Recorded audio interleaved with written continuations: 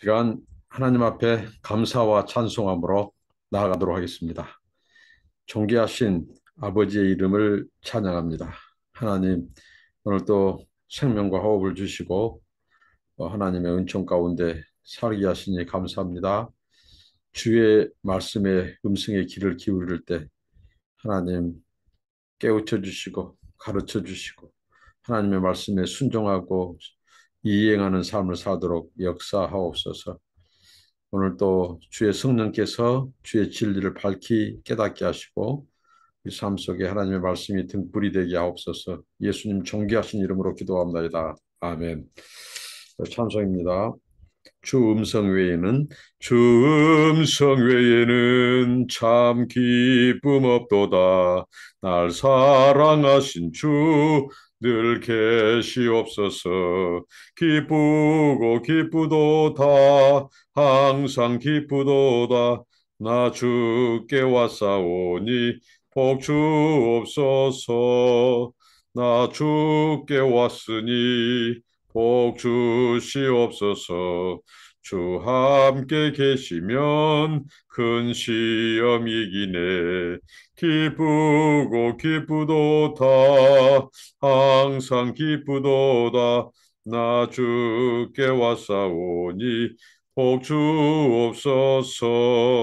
주 떠나가시면 내 생명 헛되네. 기쁘나 슬플 때 늘 계시옵소서. 기쁘고 기쁘도다. 항상 기쁘도다. 나 주께 왔사오니 복 주옵소서. 그 귀한 언약을 이루어 주시고 주 명령 따를 때 늘 계시옵소서. 기쁘고 기쁘도다. 항상 기쁘도다. 나 주께 왔사오니 복 주옵소서. 아멘. 네, 하나님의 말씀입니다. 하나님의 말씀은 레위기서 20장 1절부터 16절입니다. 레위기서 20장 1절로 16절입니다. 여호와께서 모세에게 말씀하여 이르시되 너는 이스라엘 자손에게 또 이르라. 그가 이스라엘 자손이든지 이스라엘 거류민이든지 그의 자식을 몰렉에게 주면 반드시 죽이되 그 지방 사람이 돌로 칠 것이요 나도 그 사람에게 진노하여 그를 그의 백성 중에서 끊으리니 이는 그가 그의 자식을 몰렉에게 주어서 내 성소를 더럽히고 내 성호를 욕되게 하였음이라. 그가 그의 자식을 몰렉에게 주는 것을 그 지방 사람이 못 본 채 하거나 그를 죽이지 아니하면 내가 그 사람과 그의 권속에게 진노하여 그와 그를 본받아 몰렉을 음란하게 섬기는 모든 사람을 그의 백성 중에서 끊으리라. 접신한 자와 박수무당을 음란하게 따르는 자에게는 내가 진노하여 그를 그의 백성 중에 끊으리니 너희는 스스로 깨끗하게 하여 거룩할지어다. 나는 너희 하나님 여호와이니라. 너희는 내 규례를 지켜 행하라. 나는 너희를 거룩하게 하는 여호와이니라. 먼저 1절부터 8절까지 살펴보도록 하겠습니다. 이 부분은 이 본문은 특별히 하나님의 거룩한 예배, 이스라엘 백성들이 하나님 앞에 드릴 거룩한 예배가 무엇인가? 그것은 바로 하나님께만 영광을 드리는 예배. 하나님께 영광 드리는 것이 무엇인가? 또 하나님의 영광을 훼손하는 것이 무엇인가를 말씀하시는데요. 오늘 특별히 하나님께서 이스라엘 백성과 또 이 애국인들, 당시에 이스라엘에 거류하는 이 나그네들, 거류민이라고 하죠. 그 사람들 중에 이 몰렉에게 자식을 바치는 이 몰렉은 이 가나안의 암몬 족속이 섬기는 그 신으로 우상 숭배죠. 이 몰렉이라고 하는 신에 그 이 불을 빨갛게 달구어서 그 자식을 태워 죽이는 아주 끔찍한 아주 잔인한 이 바로 우상 숭배의 죄가 바로 이 몰렉에게 자식을 바치는 겁니다.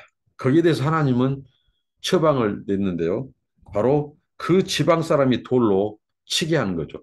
왜 그 지방 사람이 돌로 치게 했을까요? 하나님은 공동체의 이 죄를 하나님께서는 이 공동체 사람들이 그 지방 사람들이 이 몰렉신에게 자식을 바친 자가 이스라엘 백성이든지 이 거류민, 외국인이든지 물론하고 다 돌로 쳐서 죽이라는 거죠. 그것은 바로 그 공동체가 책임을 져야 된다. 그리고 그 공동체에 들어오는 죄에 대해서 하나님께서 아주 무섭게 단호하게 경고하고 하나님께서 반면교사로 삼은 거예요. 거울로 삼은 거예요. 누구든지 몰렉신에게 자식을 바친 자는 공동체가 가만두지 않는다. 공동체를 통해서 이런 이 돌로 쳐 죽이는 그런 무서운 진노와 처형을 받게 된다. 경종이 되게 하고 공동체가 책임을 지게 하고 어떻게 보면 이 죄 문제는 개인의 문제이기도 하지만 공동체의 문제이기도 합니다. 공동체가 이 죄를 방임하고 죄에 대해서 이 무감각하고 불감증을 겪고 있으면 그 공동체는 이제 이 어떻게 보면 이 하나님의 진노와 심판을 가져옵니다. 그래서 이 공동체가 그래서 중요하고 죄에 대해서 민감해야 한다는 거죠. 교회도 죄에 대해서 민감하고 가정도 죄에 대해서 민감하고 사회도 죄에 대해서 민감하고 국가도 죄에 대해서 민감해야 한다는 이 교훈을 줍니다. 오늘 그래서 하나님께서 그들을 백성 중에서 끊으리라. 그리고 이 몰렉에게 자식을 주는 행위를 하나님은 자신의 성소, 하나님의 성소를 더럽히는 것과 이 하나님을 욕되게 하는 것으로 하나님의 성소를 더럽히고 욕되게 하는 것은 하나님의 영광을 짓밟고 하나님의 영광을 훼손하는 겁니다. 우리가 거룩한 예배, 하나님의 영광을 드리는 예배는 뭐냐? 거룩한 예배는 바로 하나님의 영광을 짓밟지 않는 거예요. 하나님의 영광을 드러내는 예배는 거룩한 예배라는 거죠. 근데 그 당시에 이 몰렉에게 제사를 지내는데 사람 인신 제사, 하나님의 형상대로 지음받은 그것도 자기 자식을 벌겋게 타오르는 그 불에 몰렉신에게 바쳤다는 것. 얼마나 가증스럽고 혐오스럽고 잔인한 죄입니까? 그래서 하나님은 하나님의 성소를 더럽히는 하나님의 영광을 짓밟는 행위로 하나님께서 이들을 심판한다고 말했습니다. 그리고 그 공동체가 만약에 못 본 채 한다. 그 몰렉에게 제사 지내고 자식을 바치는 것을 못 본 채 하고 한 사람들을 그를 죽이지 아니하면 어떻게 되죠? 하나님이 그 사람과 그의 권속을 하나님이 진노하시겠다는 거예요. 그리고 이 몰렉을 본받아서 그것을 그 죄를 본받아서 음란하게 섬기는 사람들 그들을 하나님께서 백성의 끊으리라고 말씀합니다. 이 어떻게 보면 몰렉에게 자식을 바치는 것은 자 우상 숭배죠.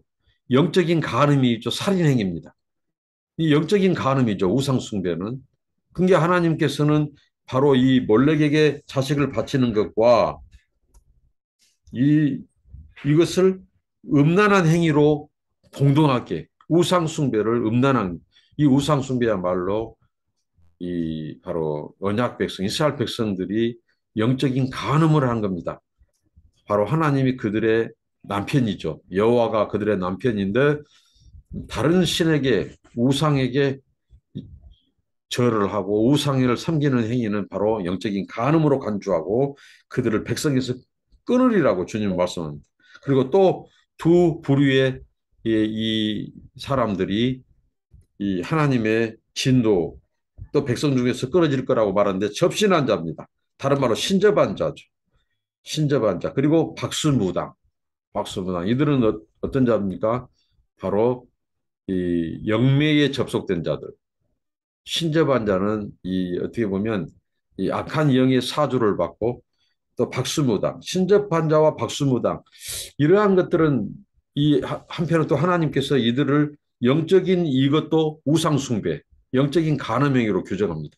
몰렉에게 죄를 이 자식을 바치는 우상숭배나 이 신접한 자와 접신한 자 그리고 박수무당 이것들은 다 음란을 따르는 자다. 이것은 바로 우상숭배요, 영적인 간음인 것을 말하고 있습니다. 왜 그러냐면 미래 일을 점치고 미래를 주관하고 현재뿐만 아니라 과거와 미래를 주관하고 알고 통치하는 분은 하나님밖에 없어요. 그런데 그것이 바로 어떻게 해요? 신접한 자, 점치는 자, 박수무당들이 미래를 알려준다고 해서 그를 가까이 하는 것은 하나님께서 그것도 죽이도록 하는 거죠. 백성에서 끊어지려. 예, 접신한 자, 박수무당. 참, 오늘 우리 시대에 정말 우리 한국 교회에 하나님께서 무서운 지금 경고를 보내겠다고 보는데요. 한 나라의 지도자가 이 신접한 자와 이 박수무당과 깊숙이 연관되어 있고 마치 이들이 이, 이 지도자 권력과 결탁해서 나라를 좌지우지하고 정말 이것은 하나님이 창조와 역사의 주관자신 그 하나님, 인격적인 하나님이 통치자인데 박수무당 신접한 자가 섭정하는 이 너무 21세기에 어처구니 없고 안타까운 일이 우리 대한민국에서 있다는 사실. 여기에서 기독교인들이 매우 여기에 대해서 정말 이 안이하고 아주 무사태평한 생각들을 하고 있는데 이것은 끔찍한 재앙입니다. 국가의 재앙을 초래한 일입니다. 그래서 지금 우리나라가 지금 흔들리고 있고 뭐 온 국민들이 정말 지금 걱정하고 있지 않습니까? 이게 무엇입니까? 하나님이 가장 싫어하는 우상숭배 행위, 영적인 간음이요 음란 행위를 한국교회가 동조하고 이를 지지하고 이를 옹호하고 했다는 것은 끔찍한 죄를 이 시대와 역사 앞에 하나님 앞에 한국교회가 죄를 진 것입니다. 저는 여기에 대해서 정말 수차례 글을 통해서 경고하고 이것은 하나님의 배교 행위이다. 이것은 역사와 우리 국민 앞에 죄를 짓는 것이다. 하나님 앞에는 우상숭배요, 영적인 간음이요, 역사와 국민 앞에는 정의와 공의를 짓밟는 행위다. 정말 여기에 동조하고 여기에 앞장선 기독교의 목사들, 지도자들, 교회 성도들 정말 이 무서운 이 하나님의 진노를 어떻게 피하고 어떻게 감당합니까? 이 하나님의 말씀이 정확하게 묘사하고 있습니다. 하나님이 이들은 백성 중에서 끊어지게 하리라. 하나님이 진노하고 우상 숭배자, 영적인 간음자, 돌로 쳐 죽이도록 하는 이 하나님의 이 진노하심. 그래서 우리는 어떤 시대든지 정치 이념이나 정당이나 뭐 지역색이나 어떤 것을 초월해서 하나님의 말씀에 순종해야 돼요. 하나님 그래서 내 규례를 지켜 행하라. 너희는 스스로 깨끗하여 거룩할지어다. 나는 너희의 하나님이다. 내가 거룩하니 너희도 거룩해라. 거룩한 백성, 교회에는 모름지기 거룩하신 하나님의 규례를 따라야 된다. 왜 너희들이 이념을 따르고 왜 이데올로기를 따라가고 하나님의 말씀은 이 차버리고 불순종하고 지금 그 심는 대로 거둡니다. 그런데 우리 그리스도인들이 크리스찬들이 잘못 삶으로 시대와 백성들이 어렵게 된다면 이것은 큰 죄를 하나님과 우리 이웃과 역사 앞에 짓는 거예요. 오히려 세상에 하나님의 샬롬, 평강을 주고 생명을 주고 구원을 줘야 될 교회 아닙니까? 이것은 하나님의 말씀, 하나님의 거룩하신 명령을 지키지 않는 거예요. 순종하지 않는 거예요. 이거 큰 죄입니다. 그리고 이제 하나님의 말씀 9절부터 또 16절까지입니다. 만일 누구든지 자기의 아버지나 어머니를 저주하는 자는 반드시 죽일지니 그가 자기의 아버지나 어머니를 저주하였은즉 그의 피가 자기에게로 돌아가리라. 누구든지 남의 아내와 간음한 자 곧 그 이웃의 아내와 간음한 자는 그 간부와 음부를 반드시 죽일지니라. 누구든지 그의 아버지의 아내와 동침하는 자는 그의 아버지의 하체를 범하였은즉 둘 다 반드시 죽일지니 그들의 피가 자기들에게 돌아가리라. 누구든지 그의 며느리와 동침하거든 둘 다 반드시 죽일지니 그들이 가증한 일을 행하였습니다. 그들의 피가 자기들에게로 돌아가리라. 누구든지 여인과 동침하든 남자와 동침하면 둘 다 가증한 일을 행함인즉 반드시 죽일지니 자기의 피가 자기에게로 돌아가리라. 누구든지 아내와 자기의 장모를 함께 데리고 살면 악행인즉 그와 그들을 함께 불살을지니 이는 너 중에 악행이 없게 하려 함이니라. 남자가 짐승과 교합하면 반드시 죽이고 너희는 그 짐승도 죽일 것이며 여자가 짐승에게 가까이 하여 교합하면 너는 여자와 짐승을 죽이되 그들을 반드시 죽일지니 그들의 피가 자기들에게로 돌아가리라.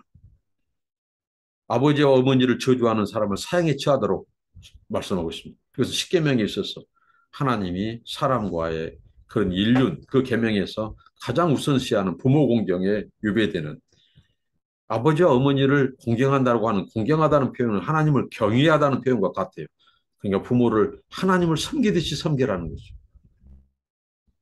이것을 신약에서도 믿음 행위로 강조하죠. 믿는다. 하나님을 믿는 것. 보이지 않는 하나님을 믿는다고 하면서 보이지 않는 부모님을 멸시한다든가 보이지 않는 이 가족들을 이 이웃들을 멸시하거나 그런 것은 하나님 앞에 믿는 자의 행위가 아니라는 거죠. 예, 그리고 뭐 남자가 다른 남자의 아내와 간통하는 것. 이게 간통죄죠. 여기서 사형에 처해야 된다. 그 다음에 아버지의 첩과 간통한 자 둘 다 처형해야 된다. 시아버지와 며느리가 간통하면 둘 다 사형에 처해야 된다. 동성애 하는 자들도 사형에 처해야 되고 남자가 엄마와 딸을 아내로 취하면 그러니까 결혼하는 거예요. 남자 아들이 엄마와 결혼하고 또 남자가 또 자기 딸과 결혼하고 이게 실제적으로 가나안 그 당시에도 있었고 오늘 시대도 있습니다. 오늘. 이것은 하나님께서 어떻게 해요? 그 셋을 다 처형하고 또 불에 태워 처형해라. 화형이죠, 화형. 그다음에 창녀질을 한 제사장의 딸도 불에 태워 처형하라. 이 얼마나 그 시대가 성적으로 타락했는가. 하나님의 거룩이 짓밟아 버린 거죠. 이러한 것들. 또 사람이 짐승과 교접하면 수관이죠, 수관. 남자든 여자든 상관없이 짐승과 함께 처형해라고 말씀합니다.